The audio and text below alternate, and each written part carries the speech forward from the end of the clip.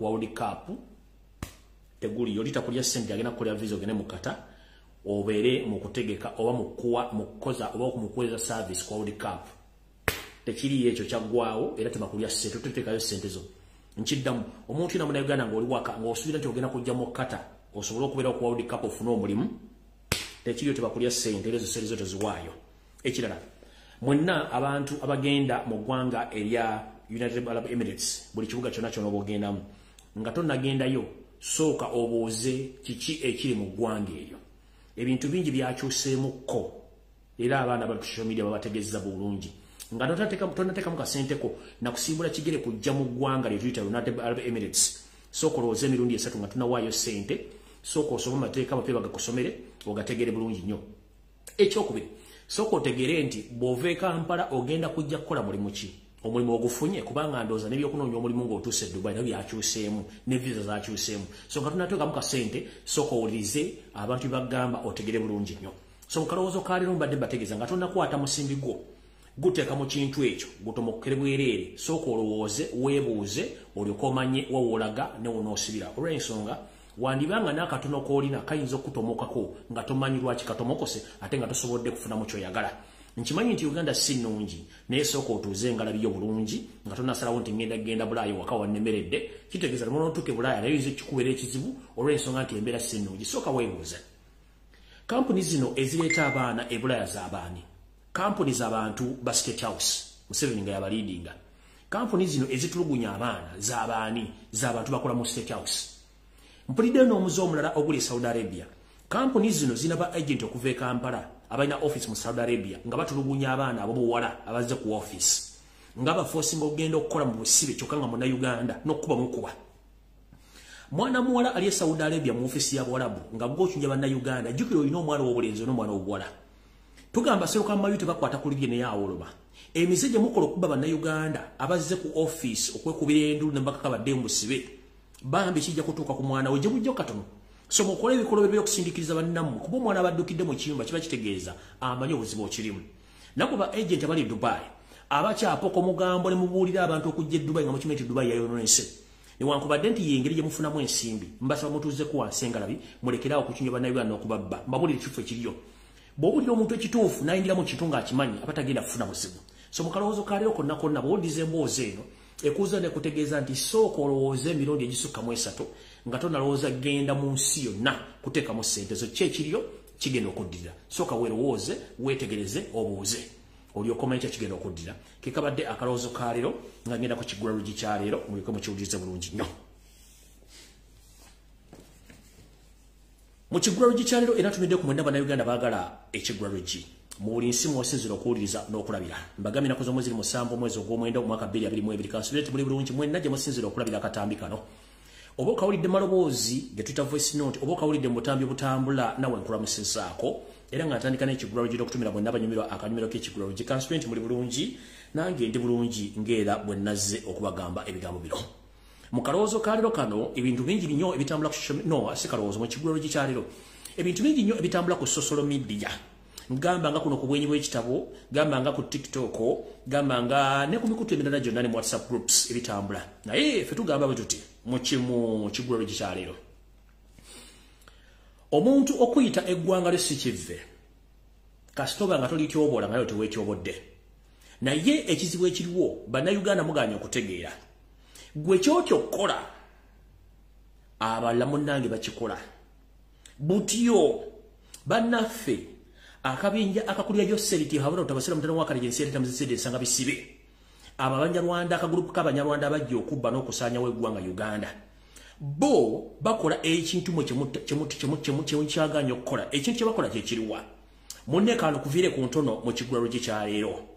mwenno bannayuganda bakyagawumbidde naddala bannayuganda nakabala muzuukuke musitule amatu gammwe n'amaaso mugaggule waliwo ekintu ekisomeseddwa abantu bano okuva mu buto mpaka olwaleero bano abantu betuyita abanyarwanda abakagulupu akakulirwa mu 7 si bunyarwanda nti mubi eri abanyarwanda abalungi ne kano kagulupu akakulirwa mu 7 akajja n'ebigendera ebyokuwamba n'okusanya w'eggwanga Uganda kalina enteekateeka namutaayi kava omwange eyagala okujja bannayuganda bannakabala bazzeewo bo abaabwe abanyarwanda kati nno lulina kyebagamba nga Buganda naye beetolodde eggwanga lirina okwetoola Uganda yonna batambula basiga ensigo yaabwe ey'obukyayi obukyayi babusiga batya bano mu kusosola teri abakwatira nsawo bano mu kuboola teri abakwatira nsawo bano mu kugulirira n'okutta teri abakwatira nsawo ffe nga ate bannansi ebintu bino tubitya bano nno batuuka okubutuza kye tuyita okuzaala bakuuza abaana nga babuulira nti omulabe asinga okuba omulabe waabwe ye mulabe gwe bayita omuganda weewuunya nti abantu bano bajja nga basibajja okola ntubabudamya bajjajjaffe n'ababawa ebibanja ne babambaza ne babaliisa kwe kwalina obbawa ebika bye babatuuma amanya nakati ge beetuuma naye bano buli mwana gwazaala akula mubuulirira nti omuganda kye kizibu kyaffe omuganda gwe tulina okuwalana omuganda si muntu alina okusaanyizibwawo ffe okubeerawo ne weewuunya entegera y'abantu bano nobabuuza omuganda yakkola ki kati gwe kyotyo okukola abantu bano bakikola gwolwokuba otya okugamba abantu bano nti omunyarwanda alina omize emibi omunyarwanda tayegaliza omunyarwanda asaanawo omunyarwanda mubbi ye akula akibuulira omwana kyovala nti balina ne trainings ez'enjawulo gye batwala abaana baabwe okubasomesa ebigambo bino okubasomesa emmundu okubasomesa okubonyaabonya okubasomesa okutyobola ekitiibwa ky'omuntu wepo n'oko okukyayi n'obukyayi balina ku bantu bonna abasigadde mu Uganda naye okusingira ddala kino bakikola okukyawa abaganda ne weebuuza omuganda yamukola ki kubanga bo okusana okw'omuganda kwe kubeerawo kw'omunyarwanda nkiddamu okusalawo kw'omuganda kwe kubeerawo kw'omunyarwanda kakituwale nti gwe kyotyo okukola bano abanyarwanda ka gurupu akalidingibwa Museveni kibasinga okukola bo okubeerawo kwabwe kwe kusanawo kw'omuganda kwe kusanawo kw'omunyolo kwe kusanawo kw'omutoolo kwe kusanawo kw'omusoga kwe kusanawo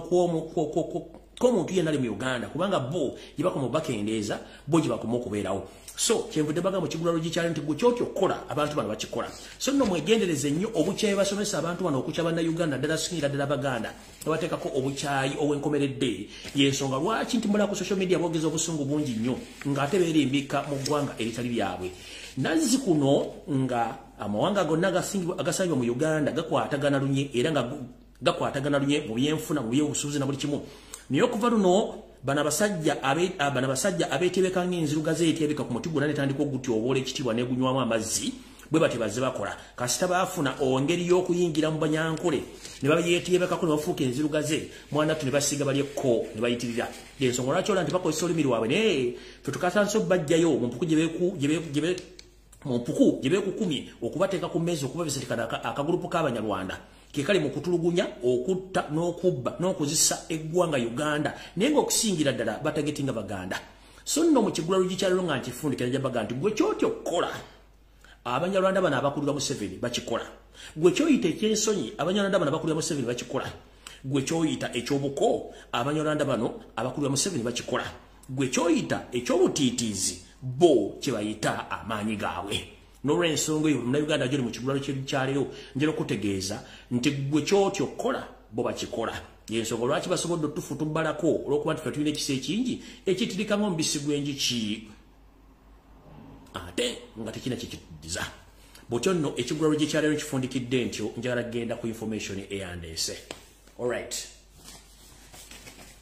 ntandise bwe nti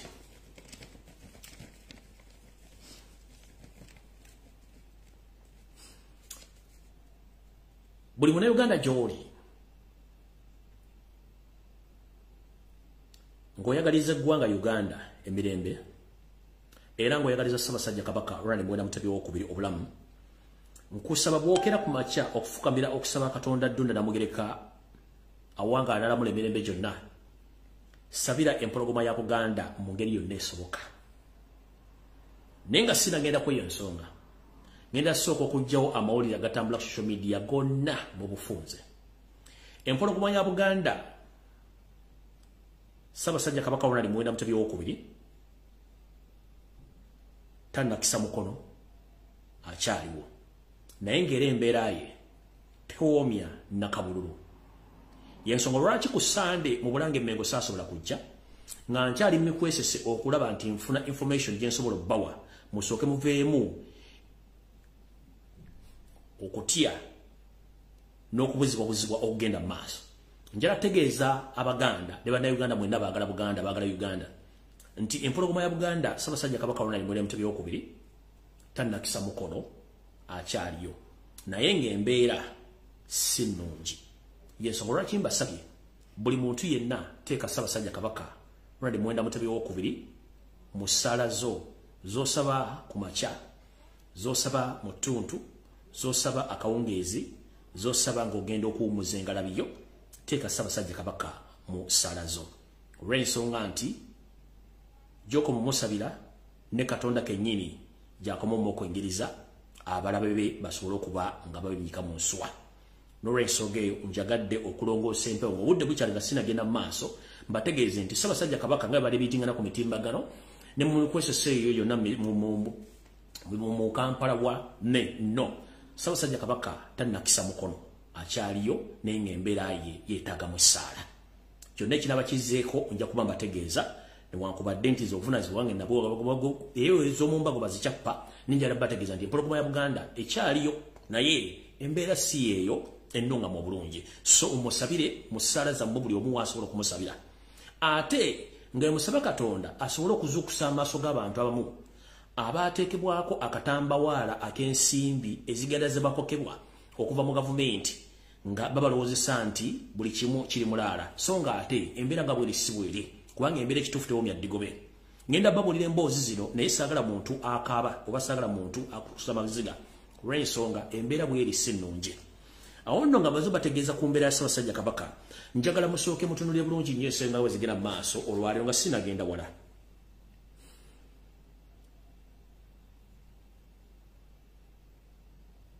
okubuzaabuza ku social media ku mainstream media e Uganda kungi nnyo amawulire mangi agatambula agabuzaabuza okujjawo ekigendererwa naye nsaba Ddunda Namugereka Katonda awangaala nalamula emirembe gyonna okozesa obuyinza bwo wadde lweyagaliza nnyo kulutta kitaawo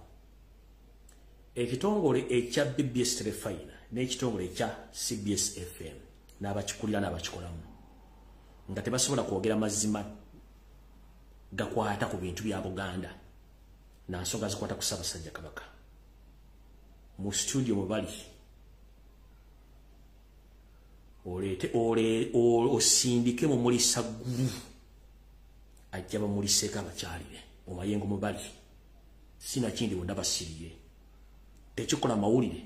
ebitongole empologoma y'olonkinga okutegeeza n'okutambuza amawulire mu bantu be nga tebisobola mwogerako wadde n'olunaku n'olumu mu mbeera mwali kubanga babateeka omugaati mu kamwa babatiisatiisa obutayogera ng'ate biri mu bizimbe by'abajjajja bizimbe bya bujjajja bwa Buganda Mukama Katonda nkusaba osindike mu mulisa ggulu oyo aboggoze ggulu n'olowooza nti ligenda kwatekamu abantu abo bakwateko ssekinnoomu obanga bali mu maka gaabwe obanga ali mu studio mwe kennyini olyoka obalaze ekitangaala eky'amaanyi nti gye bakola nsobi kwe kubadde okusaba kwange ngenze mu maaso kati nga tugenda mu maaso kansooke mbajjukizeemu mbadde neebase era nga ndudde ndaba ebintu bigenda ku social media kansooke mbajjukizeemu katono ebintu bingi nnyo Museveni byakoze okugezaako okubuzaabuza media okusookera ddala twaviira ddala ku mpapula z'omukyala gwe tuyita Jennifer Bamutulaki tumusiime omusajja ono n'aleeta diversions ku diversion ne baga nti omuntu ajja kuvaayo yeyambule sina kiba kyetagisa Janet okweyambula ajja kuvaayo twatula musajja mukulu ng'afuddeyo amawulire gajje gakyuka njala baga ebigambiro mu bitegere bulungi nnyo okutandika n'olwaliro olw'okuba nti omukyalo ono kati Museveni yasalawo ku backinga government mafias abakola mu bitongole nga tebalina qualification ye n'asalawo aleete diversion n'okujja amawulire agasaba Ssaabasajja Kabaka agenda ajjanjabibwe oba okumanya obuvuna obudde Ssaabasajja Kabaka waali n'embeera eggwanga Uganda gye lirimu mu byenfuna mu buli kimu kyonna ne political atmosphere bweri mu Uganda n'asalawo atandika okuleeta emboozi ezibuzaabuza olw'okuba akimanyi nti economy eri wansi nga ne Bank of Uganda terina governor yensonga lwaki buli kimu bakikola nga babuzaabuza abantu njala bategeeza ebigambo bino wammanga ebintu byonna bigenda ku social media ng'oggyeko ekintu kyokkansooke enkiba batumuliseemu katono ndalabye akatambi k'omukyala katambula ku social media zisaka postinze n'ensonga lwaki saka postinze omukyala yakutte omwana ebbujje n'alikuba emiggo va omwange ekikolwa ekyo kibi nnyo nkivumirira naye omukyala bwe yamiridde mu kaguli nga asaba omulamuzi amuwa ekisonyiwo ekitonotono olw'ebintu bye yakoze nabagamba nti ebibi tebikola kirungi kibi omukyalo nekikola kyeyakoze okukuba omwana oyo kimenya mateeka naye n'okuwooza ku kuyatadde mu kooti n'agamba nti omukyalo ono bakakabukako akaboozi n'azaala omwana oyo n'ekyo ekigambo kyeyogedde tekimuggisaako musango kyetugamba nti obutamanya tebukuggisaako musango abantu bangi mu nsi yonna batamanyi bakitaabwe nga bakwata bannyaabwe bye bayita bizibu ng'oli omwana bamuyita bizibu najja lwambi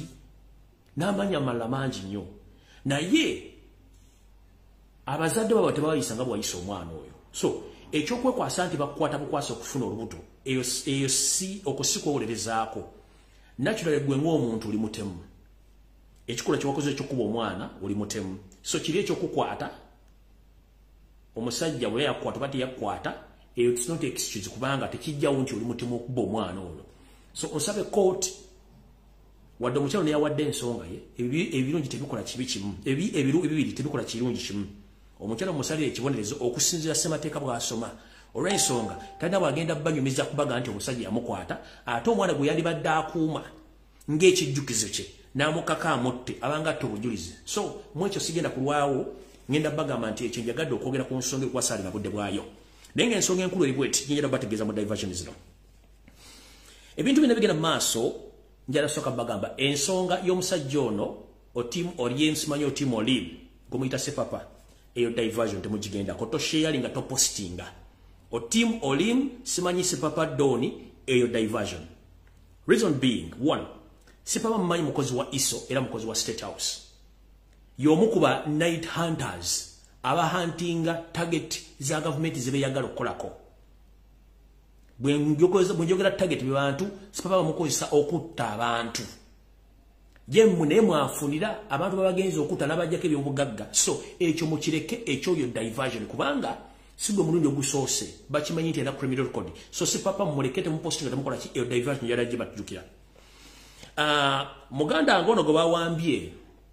yonna gyali mukama amukingirize saagala mwogerako tugenze ku guno omudigido okubeera mu bitundu by'ejjinja simanyi gwe bayita nyegenyege ogwo mudigido abagutandika n'abaguteekawo n'abagulimu balina ensonga lwaki bakikola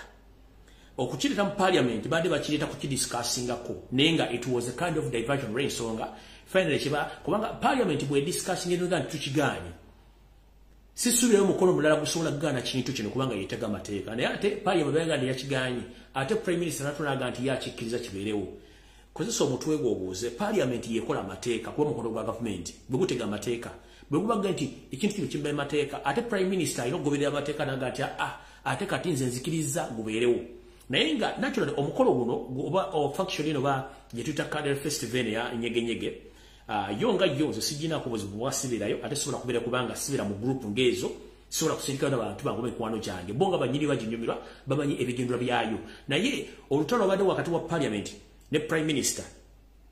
balinga bakuyitinga dive to the end ate olinaga nti kibeerewo kati nga banga asingiza parliament amaite nga prime minister tateekeddwa kubanga ali above parliament so nakyo mukitegereze nvudde waawo ngenze ku national identification eyafulumingireko omukulembeze omulondo wa Kenya eyo njagala bategeeza yo seti babulo tabasebitan wakalensi ate muzezide nsanga bisibe n'ebitongole byonna ebyokwerinda bafulumiza kaadi eno musobole okubanga ebitwala ebirowoozo ebajje ku byonna mulowooza musobole okubanga mugitambuza njagala bagamba eyo fake identification si ya mukuluduto it was a state staged diversion oba stunt musobole okubanga mbeera ku ekyo nti national ID lutagino no kyabadde well planned nayo diversion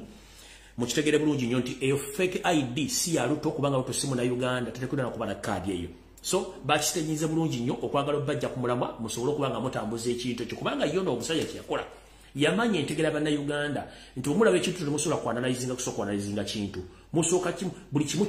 mukigendako bugendeze no national ID ye musindiki ya luto it is a diversion created by ISO and SFC and SFC himself Museveni yaga bafulumye kaadi eno bakiteeka nga diversion kubanga diversion is diversion so no awo njagadde bategeeza mutegere bulungi ekirala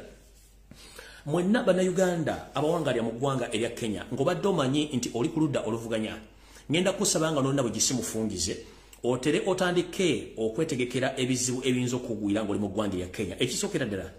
nti omukulembeze ono gwe balonze mu ggwanga lya Kenya Museveni kennyini yabanga ali mu Kenya naye ngenda basabye ekigambo kimu nti bwe mbanga mbadde mutambula abantu basatu mwongereko mbeera abantu bana era mwegendereze nnyo endya yammwe ensula na buli kimu kye mukola olw'ensonga nti kyangu nnyo okuba nti bagenda kukozesa omukisa ogw'okuba nti bagenda bayiga olw'ensonga nti kabalina access free access okuba nti baba batuukako so omuntu yenna ng'owagira enkyukakyuka wegendereze ng'oli mu ggwanga lya Kenya nti olw'ensonga Museveni already yatekinze over the Kenya naye nga ebinaddiramu munaabimanya buli kimu tubawulira ngo budde bukyali bw'obanga oli mu ggwanga lya Kenya nga towagira Museveni kitegeere nti eyakwalula esiridde wegendereze nnyo entambulayo endyayo na buli kimu ky'okola nti kati balina access esobola okukufunawo ne baba bakufunye okujja ku kisaawe okujja mu kibuga kyonna okuyingiza Uganda nga tewali gwe beebuzizaako sinakindi okukumiza omusu ng'okyali eyo gy'oba bakututte. Alright, ndowooza njagala kutandika ne information entuufu. Mwenna abantu abali mu diaspora naddala mu Bungereza ono Yoseriti Babulo ennaku z'omwezi 10 agenda kujja okusinkana abantu bangi nnyo naye ekyokukola mukimanyi njala kubiriza bannayuganda mwenna bali mu ggwanga erya Bungereza abakambwe nnyo saagala bakatengo kati musituke ngenda bagisi mufungize musabe permission okuva mu poliisi okwekalakaasa mutayize Museveni n'abayaaye be nkiddamu kuba mwenye okumusebeze ku live kwali munoonye mugende mufune permission ebakkiriza okwekalakaasa ng'ennaku z'omwezi 10, 11 ne 12 Museveni agenda kubeera mu Bungereza mutandika okumunoonya wonna w'anaabawa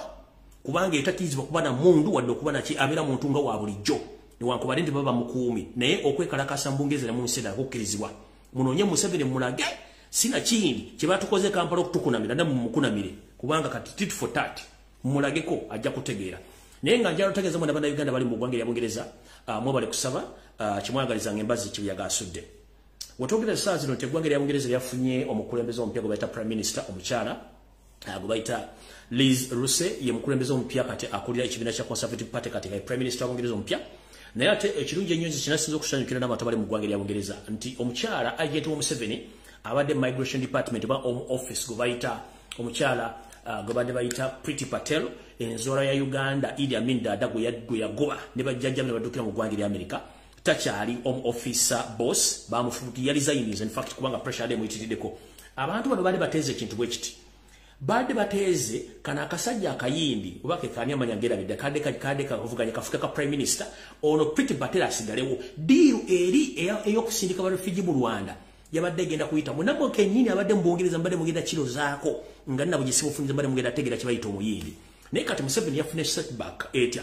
nti abantu bonna byadda settings okuba nti bagenda kuba governing government ya Queen bonna unfortunately baagudde oyo omuyindi abadde avuganya kwa Prime Minister yagudde Priti Patel yagenze okulaba tajja bisobola ye n'agamba nti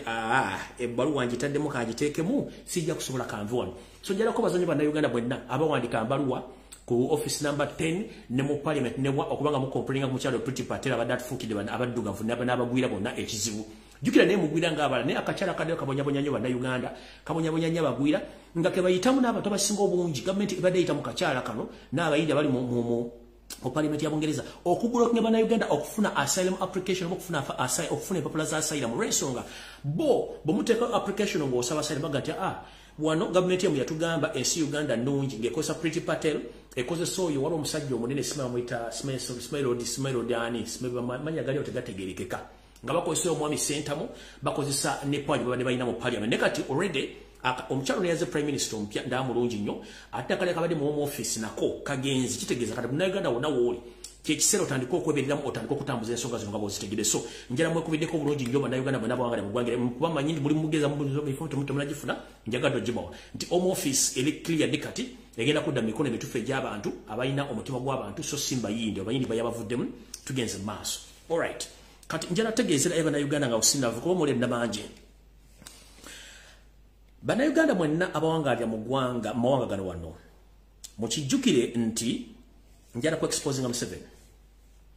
era njagala abawandiika mugende mutandika okuwandika ku bitebe ebyenjawulo mu Europe mu America Canada ne mu America Canada Bungereza n'amawanga mu Europe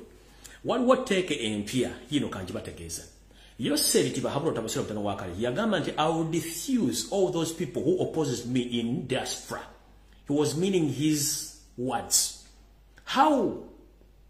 oba badagenda chikola atya kati akakodyo kakano Museveni abadde akimenti 90% of all the people who live in diaspora, most especially live in USA, Canada and European countries including UK, they don't support him. So he decided to bribe each and every person so that people they go silent. But right now yagenza okulanga kijja mokolera natandika okukosa diplomatic means okutandika okudeployinga ba agents be mu diaspora akikola atya akozesa diplomatic request nasindika ba agent be katugenga kugamba ku embassy ya America nasindika abantu ga 10 ne bagene bakola applications za visa ne bafuna visa za America ne bayingira eggwanga lya America bano bayingiranga abantu ba diplomatic oba bakozi ba government officials ne bagenda ku embassy ya America ne bakola application ne basi nika passport nga 10 nga ziri mu diplomatic package ne zitukayo abantu wani just babaita for biometrics scan ne some questioning just babaita ne bafuna visa ne bagenda mu America. The same applies to abagenda mu Canada bonna. Recently conversion eyaliyo eyaba NRM yali mu Canada batwala almost abantu ndoza bali 10 ne bano bona bali ba state agents but good muula mulungi gendina nti bana Uganda bwangale mu Canada mwenna badamu wini chuma cha Yesu nabala mwenna bwangale mu gwangire Canada njala ko baza mulungu mwakola nga mugutadde migration big up orensonga nti bana Uganda bano bateka applications za migration office office ya Canada ne bategenzete abantu bonna bajja ku lutu eyo bonna basajja ba NRM ataba tulugunya bana Uganda abajja nokufuna asylum nga ateba wagira government era twogerera nti enamba esinga ebitundu 7 ku buli 10 bonna ba agent abagenda mu conferences office ya Canada oba migration yabamye okuteka applications zaabwe eza asylum kitegeeza nti ba agent Canada batandise bakola kompolampola so kisigadde mwe abali mu America abali mu Ngereza Museveni bagenda okujja nabo already abatandise okujja mutandiko bakola kefunyo bali bakolako so ekintu kinakikola atya Museveni bwakwata diplomatic package n'agitwala ku ggwanga lya America obegganga lya Canada obeggwanga lya Bungereza all European countries abantu bano okuba nti bamanyi nti it's a diplomatic package tebasobola kubamba visa bazibawa kati bano bantu abagenda ba developing mu diaspora abatandise okukola seminars za NRM abatandise okulonda leadership ya NRM abatandise okutulugunya bana Uganda n'okubabba n'okubatemula nga bali mu mawanga gabwenu abantu bano batambula batya batambula nga bazze papasire mu seminars na conference bwe batuukeeyo ne befula ba asylum seekers. Remember that these are agents befula asylum seekers naye bafula asylum seekers ate basigala bakola emirimu gya Museveni. So njala kubategeeza nti waliwo omukulu eyazze ku mukulu ne yeewaana n'agamba Lumbuye yamugamba tafunye visa. The fact is omwami ono tukimanyi nti mu convention eyali Canada mukulu balamu Barugahare yeyita atenyi. Don't fool Ugandans. I know you more than you think. Oina visa ya Canada ya miaka 10 je mwagenda mu luli je wakozeseza no bypassing no ite Canada no inga kuno ita kutaka no ingire mu America tewafuna visa ya America ekyo kiddamu bomwe yagala kumproving avec social media leta visa ya America je wayingiriddeko mu America leta air tickets watambuliddeko ng'oyingira mu ggwanga lya America bwate wayise Canada kinjala koga mayi musiru wala nnyo goza tutegira eggwanga lya America lyakuma visa nokosa visa ya Canada no ingire Canada then wali no penetrating no ita kubona no ingira mu America ne wetaka ko kisembo wayingide ku kisebo nkumanye bulungi nnyo sebo tomato ina visa ya America ngo tulete details zonna ezakula zintu wayise ku bisano tuka mu ggwanga lya America bizilete tuwafuna visa ya America tojirida wakozeseza ya Canada okuyingira mu America ekyo kyona kyo nkimanyi kugambye ogambe simaila agamba toyina visa tewagifuna on record edazo nanzirina kitosobola kirimba bantu so no mwenna abali mu ggwanga eria mu mawanga genjogeddeko please mubeere begendereza nnyo abantu bano bangi nnyo abatandise okujja nabagamba Museveni asobola okukola ssente empitirivu nnyo okutambuza ba agents be okutolola ensi yonna ne kuzanya ebyobufuzi dani okuyamba abana Uganda abali mu kufa etoge nyenze mu maaso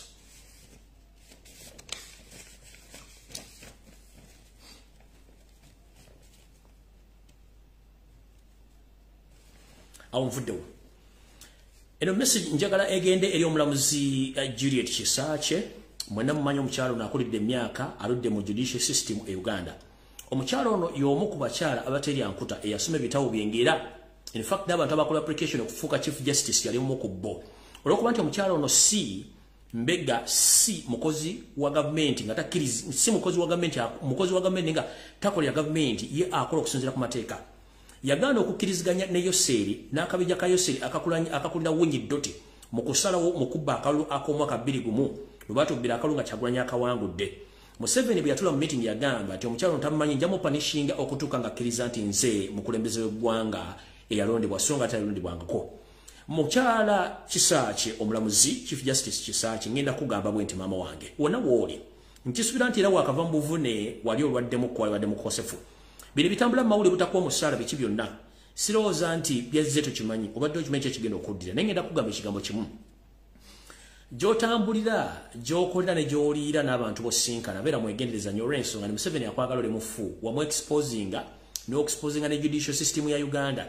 Kati bino byonna bibaleeta okugamba nti ozeeyo ssente ze wafuna mu myezi gye wakolera mu myezi ssente ze bakusasula wepo n'okujja ku pelolo gano si mawulire ate bamenya mateeka tukimanyi bulungi nnyo nti bw'obeera appointed mu office ne bakuwa appointment letter you are eligible to get salary so kati simanyi teeka kimubayita atoze ssente ze wafuna emyezi gire emekadde gye wakolera nabaga nti bano abantu bano obwongo bwe bwante era ddala kituufu bwante tosobola kuŋŋa nti omuntu alina appointment letter nga wamuwa omulimu badde akola atazze ssente z'ebbanga lye mbadde musasula kitegeeza ki brains a monke oba bano cow mentality yabajjula omukyalo ono mulamuzi ajjudde ali kakiiko akasembayo akalamula eggwanga ne mugaa nti atezzeeyo ssente ez'emyezi gire emekadde ze yafuna kitegeeza mmwe eyabazaala ku olwo yabatulira butuulizi ono mukyala ali eyigibu okufuna ssente olw'ensonga nti alina appointment letter n'okumusindiikiriza ave mu office nakyo kyo kiraba nga kimenya mateeka naye olw'okuba nti ensi efugibwa bamafiya mukyalo ono ngenda mugamba omulamuzi Kisaache beera mwegendeza nnyo gy'owulira gy'otambulira ne gy'osobola olw'ensonga nti Museveni akwagala oli mufu kubanga amu exposing ate ayagala kulaga buyinza nti yasinga so zino ensimbi ze bakugamba nti ozizzeeyo kyo njala kuwagabwa ati engeri gy'oli omulamuzi amateeka ogamanyi nti bwera omukozi wa gavumenti oteekeddwa okusasula kubanga olina appointment letter ate ng'oli mulamuzi amanya amateeka nze kyenza okugamba olwaleero guno muyaga okugenda okuyita essaawa yonna naye sigala ku kigambo kyo ng'ate bwewekuuma kubanga abakunoonya bo tebatudde ngenze mu maaso mwadde muli awo nga muwulira akatambi akatambula ku social media nga babagamba nti omunyarwanda afuuse ekyonga mu bitundu bya Masaba region kye tuyita ambako mu Badisu. Ekintu kino si kya leero era kyetandise leero bano bagenze okukanga obudde bwagenda dda nabategeeza nti enkola ya Museveni eringa yakamese buno busite bone kugira mu firiji eziva Japan nti bukaka kutuddeko kakulya kakufuuyirira nolowooza nti oba oloota era ogenda okuzuuka ku makyanko kakese kagenze dda nga gw'osigazizza bikuggo so nno enkola eno ey'okusindika abasajja n'abakazi abagenda nga bayina omutitimbe gw'ensimbi ne weebuuza gye bazijja nga bazitambuliza mu ngalo nga bagenda basaba endagamuntu zijja ku bantu kino guno omuze bagukoledde ebbanga ddene nnyo bagukola olw'ensi okusinziira ku nsonga zino ekisookera ddala bawola ensimbi zino nga bakuggyako endagamuntu nga bakimanyi nti endagamuntu okuddamu gifuna kijja kwetagisa emitwalo 2 egya Uganda sina kindi emitwalo 5 wakuwadde emitwalo 10 n'atwala endagamuntu nga tozize emitwalo 10 ajaggiwamba kijja kwetagisa okufuna emitwalo 2 ogimuddize bw'abanga akuwadde akakadde n'owayo endagamuntu kijja kwetagisa okuba nti endagamuntu agenda gitwala ajje akunoonye bwana bakufunye sina kindi ne woosula atwalewo kino mujja kuwulira ekinaava mu yebiraka mu bitundu by'embale ng'ettaka lino lya Masaba region ng'omunyarwanda alitutte tebakoma ku ekyo kino okutwala ID zino bakendeeza ku nnamba y'abalonzi abasobola okubanga balonda kubanga bw'osanga omuntu omu agent alina endagamuntu esukka mutwalo plus kitegeeza eyo constituency ennamba okuba nti omuntu alina endagamuntu z'abantu ng'azituulidde ekyo nga tukimaze bakozesa obuluvu ow'abasajja bannayuganda bwe bayina mu bakazi ne babasindikira abawala kaalaala abanyarwanda abajja basiiga empitambi abajja basiiga siriimu n'ebirwadde by'obukaba nga mwe beeteekako okubanga balungi nnyo be basindika mu byalo eyo kikwewuunyisa abawala abalungi ng'abanyarwanda kye kibaleeta embaale mu bitundu by'ebyadde bya Deepin Village kye kibaleeta kubanga bano bali ku mission kye nabagambye oli mu kigulalo kyaleero nti gwe kyotyo okukola abantu bano bakikola ensonga nti bo balina kye baluubirira mu kintu kino ky'otwala mu ndagamuntu bakendeeza ku nnamba y'abalonzi kyekisooka ekyokubiri bakendeeza ku nsimbi ez'abantu ze bandibadde bakola ki kuba bwe wawa emitwalo 10 ng'endagamuntu bagitwala kitegeeza ojja kukozesa emitwalo 2 ofuna endagamuntu empya ekyo nga nkimaze bagenda zikozesa okutwala ettaka lyammwe ekisembayo bagenda zikozesa okuba nti gwe kennyini ogenda tuka okwagala endagamuntu nga bakubuuza endagamuntu gye wasooka okufuna wagiteeka ludda wa bano batambudde okwetoola eggwanga lyonna basooka mu Buganda nga bawola ensimbi ne weebuuza ensimbi ze bawola bazijja ludda wa kumbe ssente za state bazibawa ogenda okutandika okukola kye tuyita search and found mu bitundu ebyenjawulo ebya Uganda so mwenna abantu abali mu mbaale mwegendereze nnyo ekigenda maaso awo nonfuddewo mu kusindika bawala abalungi bano okujja mu bitundu by'embale basupootinga abasajja balina ensimbi ne bafuula akatego okubateeka mu bino ebikolwa eby'obukaba ekivaamu nga batandika obbabega ennyingiza n'ensaasaanya ekiddirira nga bafuula embuyaga ezikunta olonno ng'ennamba y'abasajja ekenda mu kitundu ekyo nga mulowooza nti abantu bano baalagaludda wa kumbe abakazi bano bamaliriza dda kati wano wenjagala ewali okulya n'okukomba essowaani kamala okunywa ku tuzzi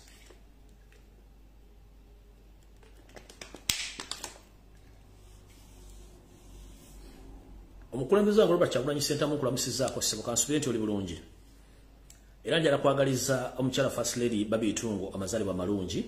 mama webale kulabira omukulembeze waffe nawe webale kwerabira webale kwagala abaana bo nakubalabirira kansubire nti akatambe kano kataakusanga gy'oli President wa Robert Kyagulanyi Ssentamu nazzi kuno bwe twawuliranga engombe ng'omanya waliwo obuzibu buliwo naye tugezezaako okuba engombe ku social media kuno kutegeeza nti ekijja si kirungi naye simanyi lwaki omukulembeze waffe okyesulire gwa naggamba ng'eyakasibira embaale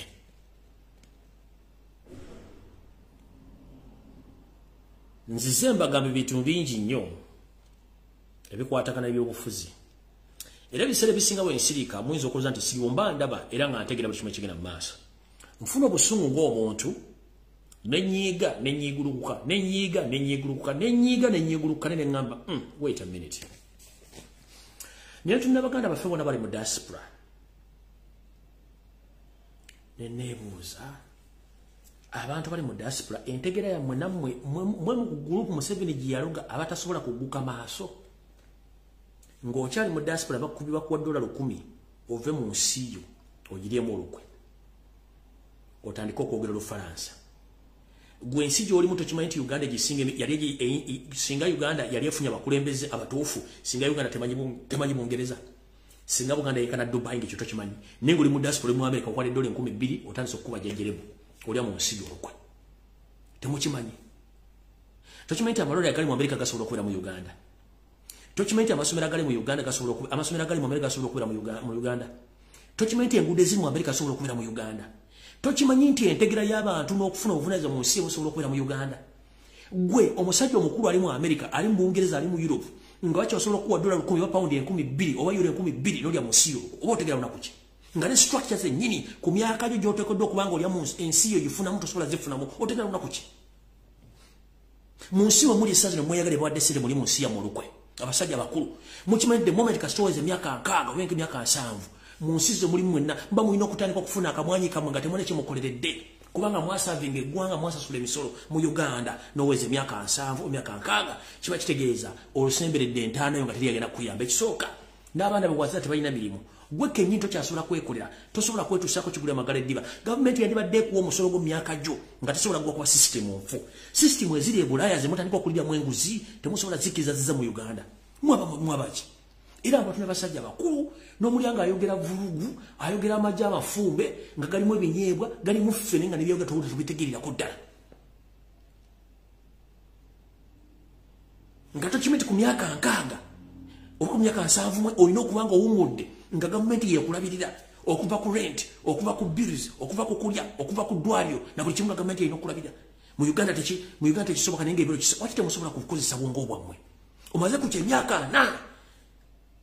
ne Uganda otya okuddayo naye nga bakuwa $2,000 n'ozirya mbadde nga ndi wagenda mu America kukyusa mindset yo wagenda Bungereza kukyusa mindset yo nze nali mmanyi buli muntu alinnya nnyina ava ku kisawo n'ayolekera Lido Beach bwati nnyinirega mbwembula n'atuuka walaga obwongo avaako akatambala bwati naye n'otumya abasajja abakulu n'abakazi abakulu nga basirise ensi esaanawo namugamba ogenda okukalakasa takkiriza nga ssente zasindika ekampala ze babba yagula mu lutobazi gwe babba amataffaali gwe babba ssente ze ku akawunti gwe battira abantu be gwe bawambira abantu be naye ng'akimanyi nti bwagenda okufa bagenda muziika mulimbo afite emyezi 6 bateekako omulambo gwala gutale gwa kika ki ng'ettaka likulema okulwanirira ne weebuuza tulowooza lunaku ki mulowooza bye twogera tetulina byakukola tulina ebyokukola tubirina esaazi no twogera essaawa zino abaana bali mu United Arab Emirates Uganda babonaabona abasinga tebalina nadde passport nenga it's responsible for the government to provide a travel document for these ladies and gentlemen who are stranded in Dubai. Travel document egula $5. What is $5? Kubanga kati balina problem wele muti abana bali stranded bankubidde omulanga ne banga Mukulumbuye tuyambe ne baga munene nange sina buyinza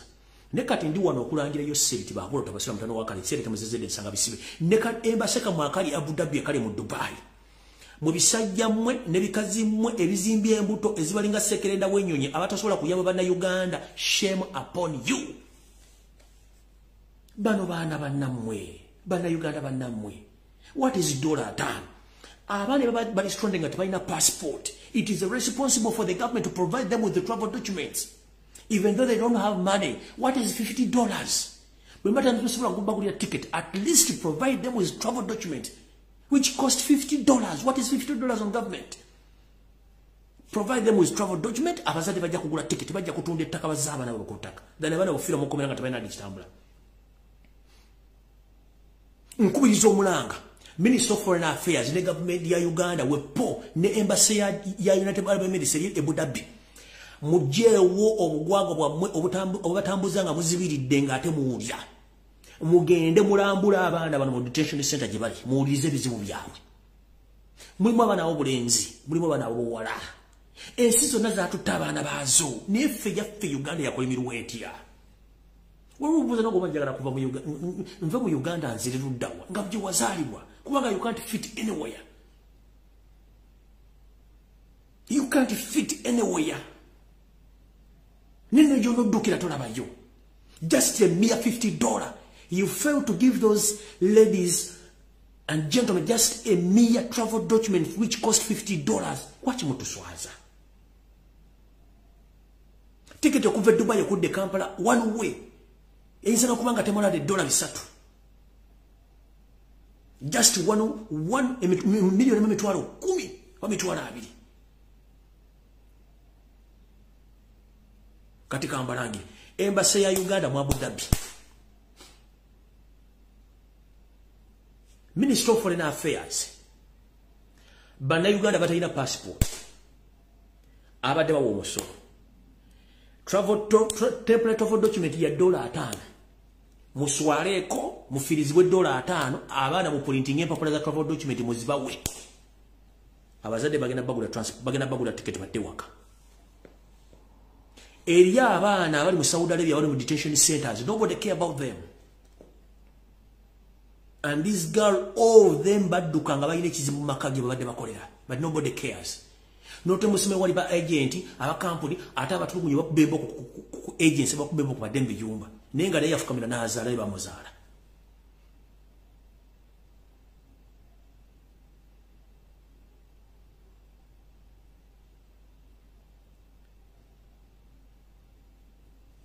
mu embassy ya Uganda Abu Dhabi simanyi United Arab Emirates simanyi Dubai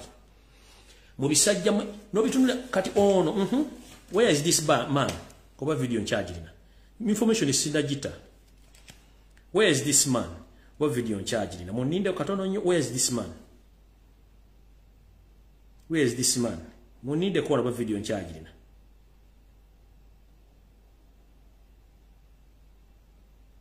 Munyambe video mbenga encharge dina wana simanyi ba charge na I don't think kubanda deleting nyo nange ni mu bulwadde bwo ku deleting where is this man oni agenda kuandisa ndaga muntu where is he right now you are the secretary where are you I invite all those Ugandans who are living in Abu Dhabi and other northern Emirates to come for NERA registration at our consulate in Dubai in Jumeirah. And the requirements to bring on that day should be your identifications, for example, a passport. So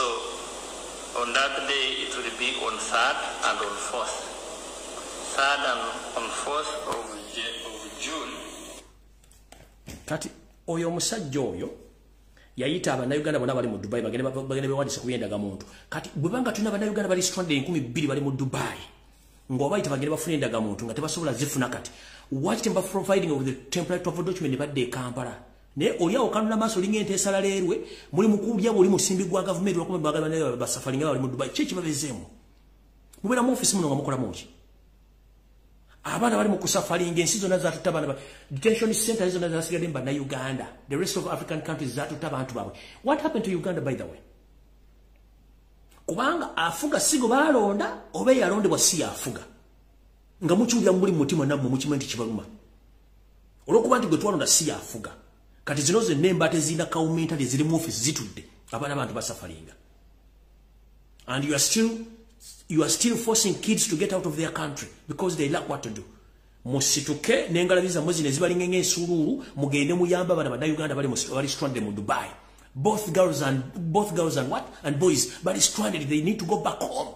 But they lack travel documents which is officially needed if they don't have passports. Better get travel documents. The $5. What is $5 to government? If you can't provide them with air ticket, provide them with travel documents, their family, they are going to provide them with the tickets. At least you they are very stranded.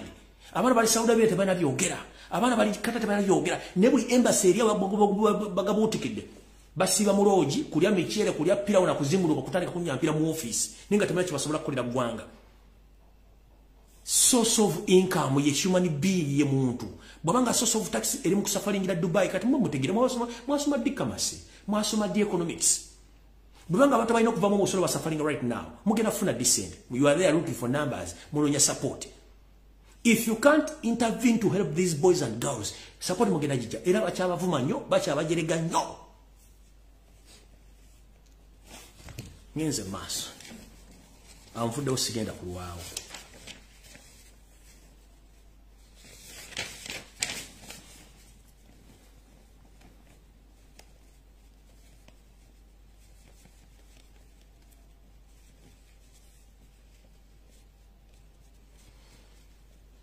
Eyo no ngenze bugenzi bani nensonga je driving. All right. Eno message balinjira sindikira mukulembeze wa Florida Kyagulanyi Center mo. Mugamo wange nkulamusiza kansulenti oli bulungi je bulakojo tusake engalo uno baka buwo. Mukama waffe tubali tukulajanira ebbanga lyonna. Ebyobufuzi nga bira mu Uganda bitambula matanka nengere empale ya Yoseti babula utabasira mutano wakali kizafuga enseyo. Tata tokusaba n'obuwombe fungazo omuntu nkusaba. Nti ekigero kyaffe kyali kyakujja ku 7 by all means. Netufuna mu setback mbwantu walonda okutambuza ensonga zino ne bakulyamu olukwe. Right now tuze tukubuulya bice bigenda maaso nadira mbantu abakwesembereza nti bonna esekereza ayengeza bwakamiza ne zeeyongerayo. Tulina abantu abalabikirako ddala ng'enkola yabwe ebintu eswaza. Saagala nnyo kwogera ku bantu bano n'ekinneesanza mbogeddeko. Twalabye MP omu ono yagamba nti azzeeyo busente ate n'abala ne yeefuulya muli ng'embazzi bwe yeefuulya mu kiti. N'agamba byonna byakola byali bikyamu yetabyogerangako n'ensimbi n'olyango oyagala kufuna butida umube empafu ku mutwe ye n'atumbuluka nga baluni bapisemu omukka kubanga abana abasajja tebalina magezi. Right tebuli gusa mukulu mpuuga gwe bayita luupu oba ye luupu olo oba luupu biki najja n'amaleggoba mu kibya. Mukulu ono zamba alabula nnyo ebbanga ddene nnyo. Bane basajja betuyita enkuyege zitatya ssabo. Bo mulimu gwa byabufuzi lwafunira. Ojja muwuza emirimu gye yasoma gye professional nga tagulinaawo okujja kufuna ensimbi mu byobufuzi babaddemu. Kale nno omukulembeze w'eggwanga Robert Kyagulanyi Center mu nkulabula omulundi ogusembayo n'okutegeeza muganda wange nti bw'otaasituke mu kisu gy'oli okweggyako zino enseekezi nze ndowooza abasajja bano bagenda kukuba ekigo kubanga bo mulimu gwabwe kwagala kufuna byabufuzi nga basuula ekibiina. Abantu bano yafulumiza message egamba nti yaguddewo oba yatongoza ekibiina ky'abavubuka ab'ebibiina ebyenjawulo okuba nti message eno yali etambula dda. Kansooke ngisome nga bwe yali. Bwe twali twakamala okulonda NRM n'abajuwujjira obunya batambula ku mikutu egy'enjawulo ku TV ne radio station mu Kampala nga bagamba weetaagawo kye tuyita dialogue oba okukwatagana nti wava ebyobufuzi ey'obukyayi era bagamba oludda oluvuganya tuteese nabo tubagamba tuteesa ku ki. Bwe kyava mu NRM ne kijja ku musajja mukulu ekyamusimatuka yakyogera kimanyi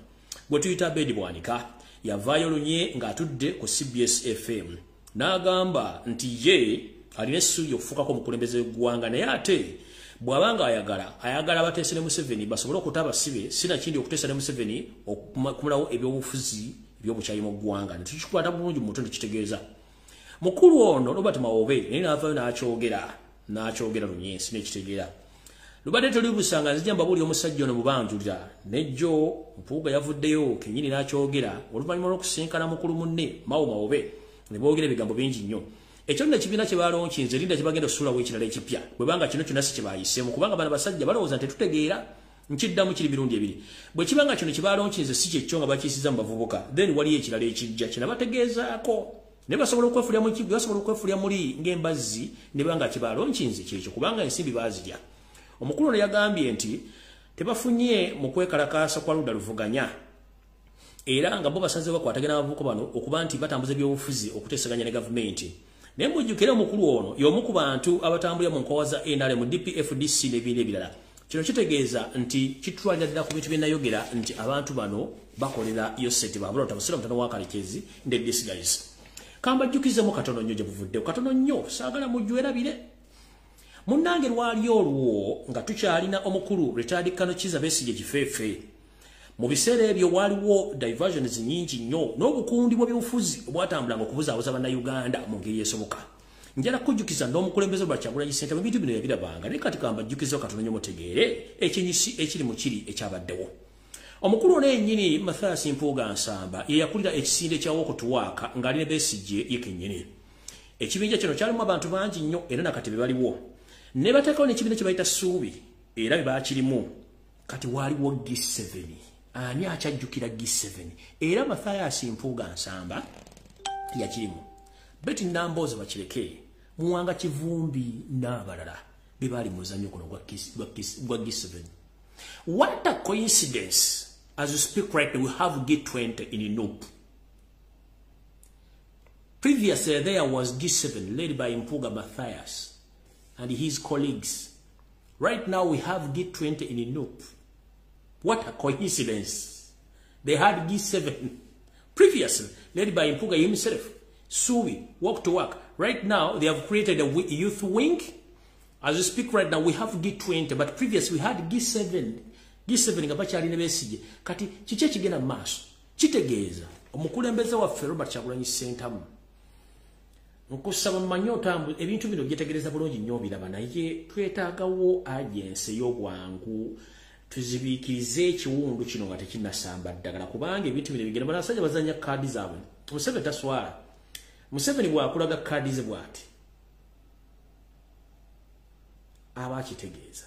era agenda okukuba bbomu ng'agikubya amaze ogikulaga nti giina kati mukama wange Robert Kyagulanyi Ssentamu mukulembeze nkututeeko okukemebagana enkuzizayo kano nega nti waliwo okutuwaaka ani agikulira naye yoona agambye nti okuvuganya gavumenti n'okwekalakaasa teyavaamu kirungi kyokka nga gwalinamu hope nti yagenda okuludinga ludda oluvuganya bazoganye yakugambye nti mu kwekalakaasa tekulina kusobola kuyamba kujja ku gavumenti okujja okutula Museveni mwogere ensonga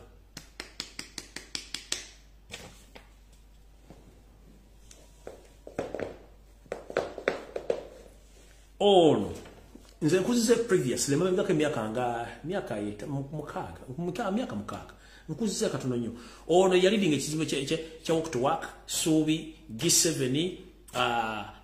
kati waliyo munufu mulimu G20 kati bwenzijukidde G7 nga what a coincidence when you have G20 soko mwena mujjukira banabi waliwo G7 era bano bagirimu what a coincidence nga tulina G20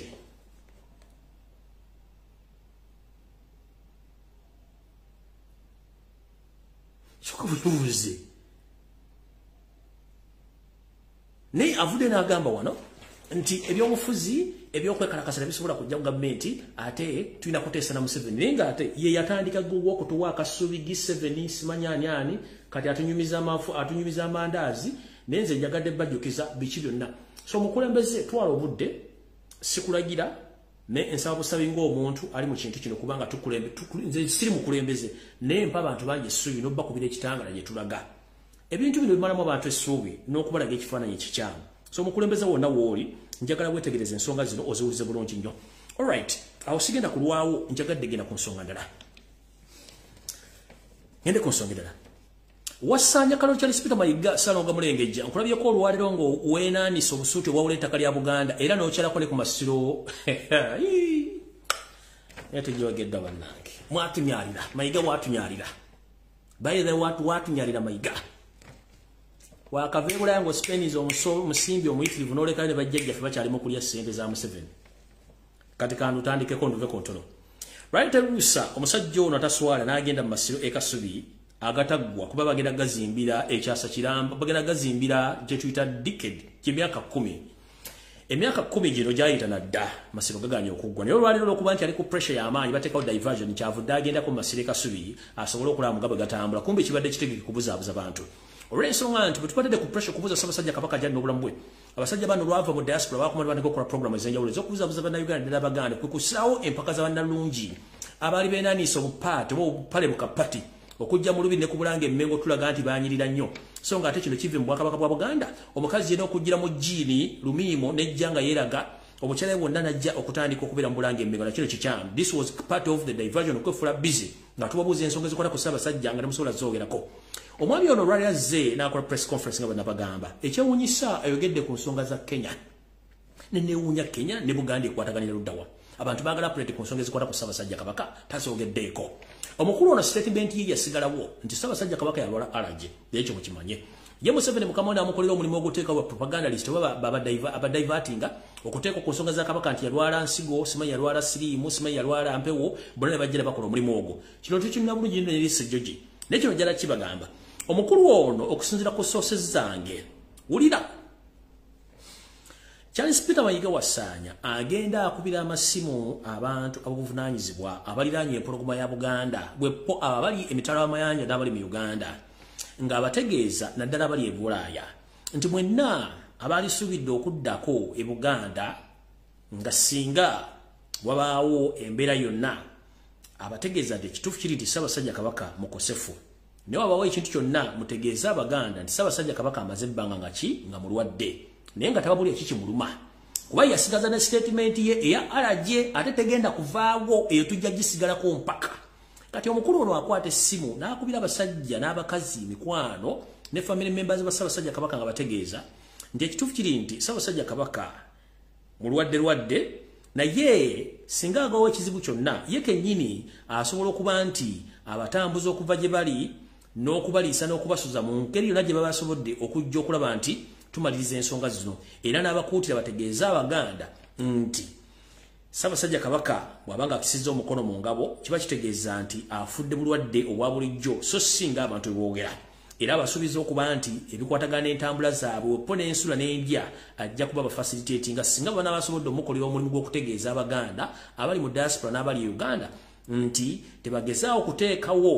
kwebuuza kwemulugunya kwekalakaasa na bibuuzo bitakwatagana ku lunaku olwo olw'ensonga nti ye omulimu atandise ogukola bulungi nnyo yensonga lwali avudde najja n'akola statement ezitakwatagana n'ayogera ku bintu by'e Kenya gy'obeera nti Ssaabasajja Kabaka essaawa zino abantu gye bamubuuliza gy'ali nti ye mukulembeze afuga eggwanga erya Kenya ne kikwewuunya omusajja ono omukulu atatya okuba nti asobodde okuvayo ne yeesimba busimba alaala n'ayimirira mu bwenyi bwa Buganda n'atandika okwogera ku nsonga tayogedde ku bulamu bwa Ssaabasajja Kabaka kino kitegeeza ki mwenna Abaganda gye muli nga bategeeza mwesibe ebbiri ate nga musabira nnyo Ssaabasajja Kabaka Katonda amukingirize nga mbagambye nti buli muntu teeka Ssaabasajja Kabaka mu nsala zo ekituufu kiri nti Ssaabasajja Kabaka embeera yesse nnungi naye nga amawulire agasaasana nti yakisiza omukono mu ngabo si matuufu naye nga gyali embeera eri awo ewungeera n'etukulamu n'ewungeera nga bwe nabagamba ebbanga lye babagamba musabire nnyo asobole okuba ng'asuuka naye nga embeera bw'eriyo Charles Peter Mayiga bw'akola ebintu bye abikola mu ngeri yagadde be nga ali eng'embwa etunda omuzigo era mwe abasobola okusoma olulimi lw'omubiri kituyita body language mumwetegereza bulungi engeri gy'ayogeramu ebigambo n'engeri gye yeeyisaamu ng'ekituufu kiri nti waliwo ekitagatta mu nsonga zino naye ffe tuli tugakanulidde era tugabikkudde tujja kutegeera ki ekigenda mu maaso ngenze mu maaso ku nsonga y'abazadde mwenna abazadde nabategeeza n'ennwana ne Yoseeri ne gavumenti ye mu nsonga ezimu ne mbategeeza nti ebiwandiiko by'abasayiningisa ebyokugema abaana bammwe ku buvuwaze mu masomero kino nno tukirwanyeeko ne kiggwaawo era tebakyabakaka kuwandiika biwandiiko bino bisayiningamu naye kati akakodya akala kaakano njagala mubategeeze yenna omuzadde eyawulidde era naawe n'otegeera nga tanategeera mutegeeze abantu bemwalikira abaana bammwe n'amasomero gammwe temuli interested nnyo kuwa baana bammwe mata